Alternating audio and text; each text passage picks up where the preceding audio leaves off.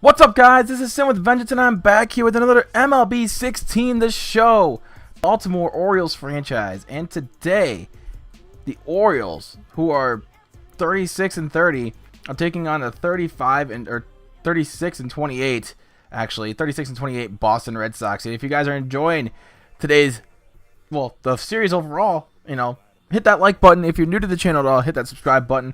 And I wanted to show you guys this specific game against the Red Sox. For a few reasons. This is obviously a marquee matchup. Two teams that are fighting for that wild card spot, early on in the year. That's also great. But fun fact, next week I'll be in Boston. If you guys, are in the Boston area, if you want to, see me at the Red Sox game or watch me on TV or whatever, I'll be there. I'll be sitting on like the third baseline and near the grandstand, I think. I have my tickets right here. Should not be too far up. Let me look. I'll be sitting in the grandstand 24 in row 9. So that's like on the third base side. So I got some pretty good seats. They were pretty cheap too. I'm not going to say how much I paid for them, but they were pretty good price. Baseball tickets usually sell pretty well. So I'm obviously really excited about next week. I'll be in Boston that whole weekend as well for PAX East. If you guys don't know what PAX is, it's pretty much a huge gaming convention. The entire weekend, it's one of the largest gaming conventions in the United States, and I'm going to it. And there's gonna be a few of my friends with me too, so we're gonna have a good time. I plan on doing a lot more than just going to PAX and going to the Red Sox game, obviously, because Boston's just an amazing city. I was there last year. If you guys didn't know, I enjoyed my time there last year as well. So, should be a fun time this year. Hey, if you see me, say hi. I got business cards with me. I'll give you a business card or whatever. I don't know. I'm not trying to plug myself or sound like I'm a hot shot, because I'm definitely not a hot shot. But I'm not the guy who's a complete dick to his subscribers. I'm not gonna be like, oh hi, I'm not gonna be that guy. You guys know me, right? I'm a nice guy, right? But anyway, should be a good time for me next week. That's kind of the other reason why I wanted to give you guys a little bit of an update too on what's gonna be going on. Besides that convention, I probably will not be uploading much next week. Be lucky if I get like 2-3 videos max out next week. Because of that, but I will be posting pictures. Make sure you follow me on Twitter at Sim with Vengeance. The link's in the description. But make sure you guys follow me on there. I'll be posting pictures of that weekend all over Twitter, and hopefully you guys see it. Hopefully you guys will be like, hey, whatever this, whatever that. I'm kind of lost for words right now. What to actually say about it. But anyway, if you guys saw like the whole stats and everything, and the standings, we're actually like one game behind the Red Sox in the standings, and today's gonna be a big matchup right here. You see David Price, who actually we might be seeing next week, take the mound in my Red Sox game that I'm going to. He's gonna be facing Jake Odorizzi, it looks like, but nonetheless, it should be a good game, and so will this one. Joey Rickard. I don't know why, but I just called him Jake. I don't know why I called him Jake. He's Joey. Joey Rickard gets himself on base with a double. And now later on, very next batter, Adam Jones with a 3-1 count. Takes this one to deep left, and that one is gone. Over the monster. Home run, Adam Jones, who's been lighting up the scoreboard lately. And now the Orioles have a 2-0 lead. And so you guys are probably wondering, oh, here we go again. Here's going to be another 10-run game that, actually no. Spoilers. I didn't score 10 runs. This game was actually pretty hard when David Price actually settled down. And this game did bump up to veterans. So the dynamic difficulty is getting to get up there. So, like I said, it's going to take some time. But, hey, just got to be patient. All great things will happen if you stay patient. The great things happen when you're patient. But, anyway, enough of the whatever you want to call that, rambling, I suppose. But anyway, we get into ourselves a double play, and looks like that play right there really settled down David Price. You take a look at our lineup right there. Obviously, Jonathan Scope still has a lot of work to do. Nolan Reimold too. But the reason why I have Jonathan Scope batting fifth is because he's doing pretty good right now. He just got himself a base hit. Finally get over that Mendoza line, that 200 mark. I think it pushed him up to like 201. But nonetheless, here we go, full count. And J.J. Hardy swings and misses for strike 3. So here we go, Kevin Gausman on the mound. Every time I pitch with this guy, he just pitches lights out. But with the difficulty increasing, we might be able to see a couple of Red Sox runs come across.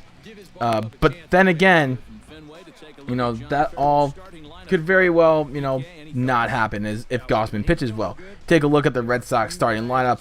One of the two of the key players that we gotta look out for are David Ortiz and Dustin Pedroia. These guys have been around the Red Sox organization for over a decade. These guys have been monsters in Fenway, and we gotta try and stop them today. So that's gonna be fun. And the Red Sox do have a lot of young players on this team, like Xander Bogaerts, Jackie Bradley Jr. Those guys are pretty good as well. So we gotta watch out for them. So and here we go. And Nolan Reimold's going to take this one to deep right center, but he's out. And that's going to end the Orioles' top half of the inning. Later on, Gausman on the mound, still pitching pretty good. And this one's going to be a swing and a miss by Jackie Bradley Jr. And that's going to end the inning as Gausman just continuing to do work on the mound. Later on, it is Adam Jones, who has been swinging the hottest of bats lately. He's been taking this one to deep right center. That's going to land in between the outfielders for a base hit. And that's going to end him on second with a double. Nice piece of hitting again from Adam Jones as he's 2 for 2. I like that out of Adam Jones. When he gets hot, the whole team just seems to feel the vibe off of him. You see later on Manny Machado taking this one to deep left, but that's going to be caught by Bradley Jr. And that's going to end the threat. So now, looks like David Price has settled down a little bit after that rough first inning. That was a rough first inning, giving up 2 runs on 4 hits and pitched 25 pitches in the first inning. He had a rough first inning. But later on, it is going to be a nice... Oh, he thought he could have got it, but they're going to try for home. Reimold's throw to the plate is on line. And Wieters with the tag, and he's out at home. Great throw by Reimold. And that ends the inning. 4th inning. Price going to get this, give this up to Jimmy Paredes. Nice out right there by Bradley Jr. to get that one. And that's going to end the threat there. Gausman still dealing. Gets it right here to Hanley Ramirez. This one's going to pop up into the foul ground. And looks like Machado's right near the dugout. He's going to grab that one easily. No extra effort needed. And that's going to end the 4th. So Gausman continuing to deal. We've given up a fair share of hits. But Reimold right here with a base hit. That's something you normally don't see out of Nolan Reimold. I actually thought about sending him down because he's been playing so poorly. But he gets himself a base hit nonetheless here. So it looks like he might just be earning his stay right here. He probably got told before the game if he doesn't do well in this game, he's going to be sent down. But nonetheless, if that's the extra motivation he needs to play better, hey, whatever suits him, right? But anyway, later on in the 5th inning, top 5, still David Price gets Chris Davis swinging and missing for strike 3. So David Price in a groove right now, and we cannot hit this guy for nothing right now. You see right here, this one's going to be off the wall, off the monster, and that's going to land Jackie Bradley Jr. a double. And now they have one in scoring position with, some potential, chances here that they could actually get a run. So later on, they're going to get one right here to Machado, throw to first, piece of cake, and that's going to end the threat. Machado's going to get that one 99.9% of the time. And, that's right. That's the reason why he's a Gold Glove winner. Later on, it's Jimmy Paredes. He's going to take this one to deep center. This one, or not really so much deep, but middle center field. And that's going to end the threat right there. And again, here we go. In the 6th. 3-2 count. This one's going to find himself a base hit. It's a sneaky single. Gets this one past J.J. Hardy. J.J. Hardy could have probably made a diving effort, but decided against it. And that ends up being a single. But later on, after a stolen base, the guy's on second. So now Reimold thinks he's going to go for home. I thought he probably might have made it, but who knows? Who knows? So now runners on second and third here. And now we get a pop up here into left. That's going to end the threat. And I really thought the Red Sox were going to get one right there. I really did. But it's still 2-1 here in the 7th right here. Wieters at the plate. And the pitch is going to be taken into left field, opposite field single. And that is going to hit up against the wall. And I thought about taking second base, and I didn't realize that Wieters is slower than a snail. And that is going to end up being only a single, as Wieters barely got back to first. But now later on, Nolan Reimold again with a full count, taking this one to deep center. This one has a chance, and I thought about, well, it could be out too, but it looks like, that's just going to be a loud single, as, I didn't think like that was going to be an actual, I thought that was going to be caught at the wall or something. But nonetheless, we have 2 on base. Adam Jones taking this one deep left, and that one goes over the monster, home run. And now the Orioles have a 5-0 lead, as David Price obviously has been sent out of the game after 6 innings. He had a really good start, but the bullpen for the Red Sox is something that is going to hinder them in this game. That and their base running. They had opportunities to score, and they took chances when they shouldn't have, and they didn't take chances when they should have. So now, instead of possibly a 5, instead of like a they could have had at least 2 or 3 runs at this point. I'm just guessing at this point. I probably would assume 2 to 3 runs, but I'm just guessing. Later on here in the 7th inning, though, it is Jonathan Schoop at the plate with a full count, and he's going to swing and miss at a changeup low and outside for strike 3. A nice play right there to get out of the inning, as now we have Kevin Gausman beating Jackie Bradley Jr., and he's going to take his base. Bradley Jr. does not look happy about that. No one would. No one likes getting beaned, right? I didn't mean to do it either, so it's like, oh. So now runners on first and second here. The Red Sox have another opportunity to try and take at least a run or two. So later on, it's a wild pitch. Wieters throws it on to second base for some odd reason, after I thought, hey, whatever. But, Bradley Jr. decides to go home, and he's called out. That's not even a smart play. So 3 base running errors by the Red Sox. They had their chances. And like I said, they took their chances when they should. They took chances when they shouldn't have, and they didn't take chances when they should have. Bad base running by the Red Sox today. Just bad base running. See right there, Dustin Pedroia out on strikes. And now later on in the top of the 9th here, Adam Jones, who has been lighting up the scoreboard today, he's going to take a walk.